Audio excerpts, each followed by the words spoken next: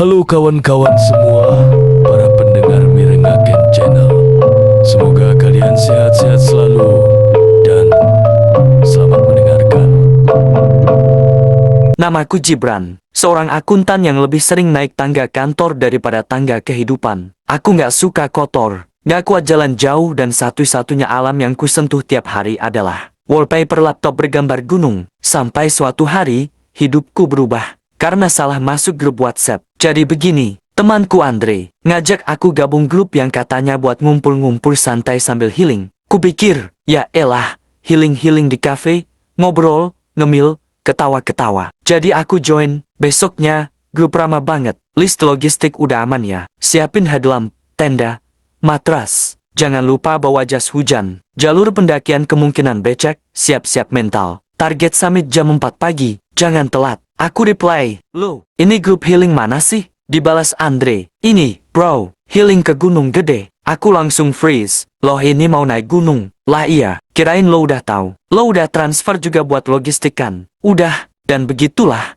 karena gengsi dan uang yang gak bisa balik, aku resmi jadi pendaki dadakan. 1 minggu sebelum pendakian, aku mulai lihat-lihat di internet. Naik gunung itu capek gak? Pendaki pemula mati di gunung. Cara kabur dari gunung. Tapi semua artikel bilang hal yang sama. Naik gunung itu berat, tapi nagih. Nagih gimana? Nagih istirahat kali. Andre bilang, "Tenang bro, lo cuma perlu bawa barang-barang dasar. Gak usah mikir ribet." Tapi pas aku lihat barang bawaan dia, tenda, nesting, lampu kepala, jaket tebal, sleeping bag, sandal gunung, dan semangat ke-45. Aku cuma punya sepatu lari, jaket jeans, dan ransel kantor bekas. "Gue bantuin pinjemin alat deh," kata Andre. Sialnya, yang dipinjemin itu barang-barang bekas pendaki senior. Tas gunung 65 liter yang baunya udah seperti museum. Sleeping bag sobek, jaket tebal warna neon pink. "Bro, ini jaket atau pelampung darurat? Gaya lo nyentrik aja, biar nggak hilang di kabut."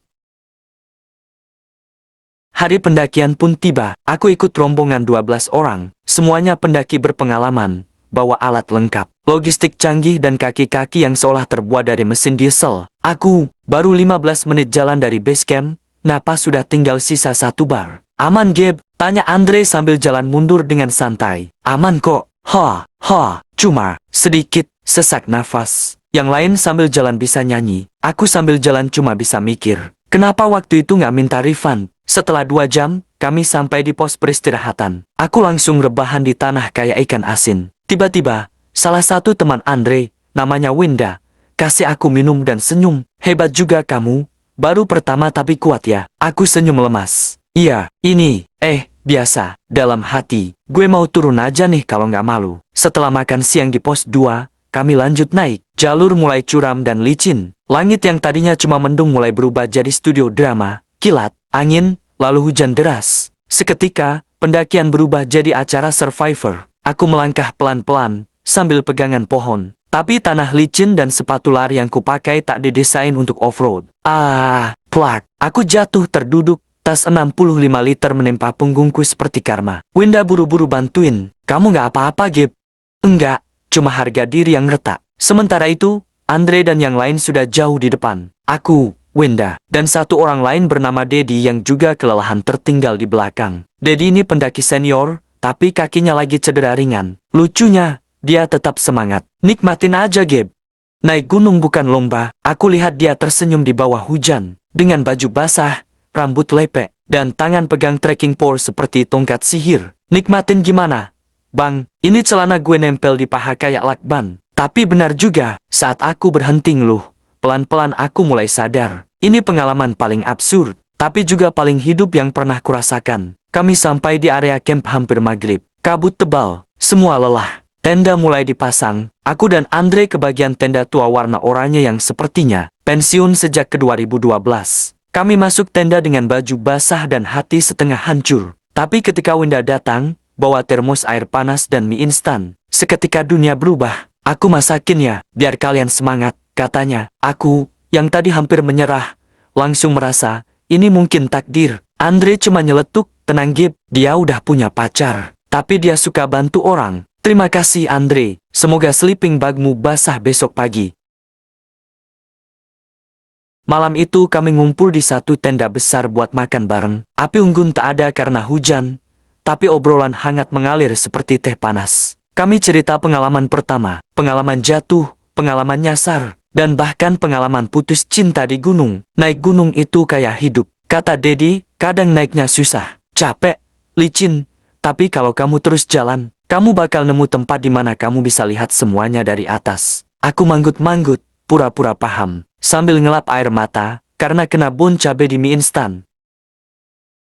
Jam 3 pagi, Andre bangunin semua orang. Gabe, bangun. Sami tetek, mataku masih berat, kakiku juga, tapi aku bangkit. Kalau aku bisa bertahan sejauh ini, masa tinggal dikit nyerah. Kami mulai naik ke puncak, gelap, kabut, tapi headlamp menuntun kami seperti harapan kecil di tengah hidup yang absurd ini. Rio sempat muntah karena masuk angin. Aku sempat terpeleset lagi. Tapi saat matahari mulai muncul dari balik awan, semua rasa sakit hilang. Kami berdiri di atas awan, langit berwarna oranye keemasan. Gunung-gunung lain tampak jauh di bawah. Semua orang diam. Aku menangis, tapi aku alihkan dengan, ini kelilipan debu angin, sumpah. Winda tersenyum ke arahku. Dedi menepuk pundakku. Lu pendaki beneran sekarang, Gabe.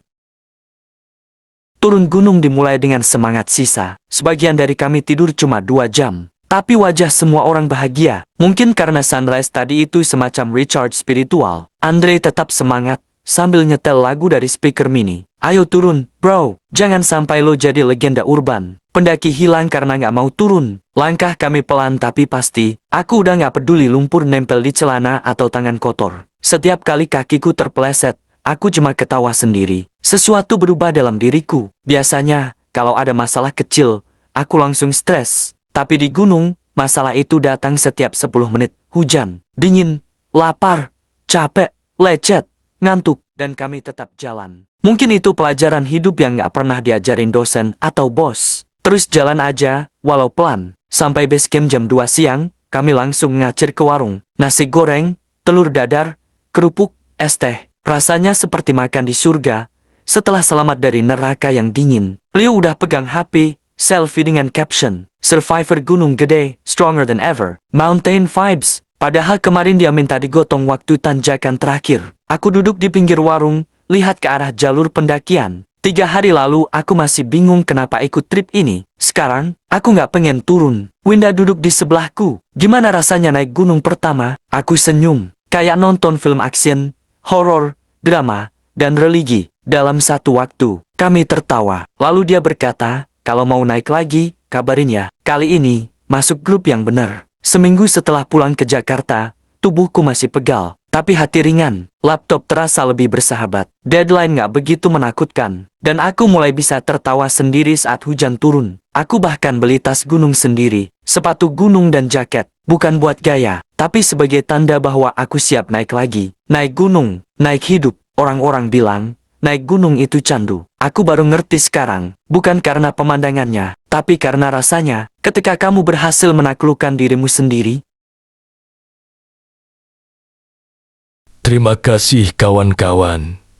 Semua yang telah mendengarkan, tetap sehat, selalu jaga kesehatan, dan jangan lupa bahagia.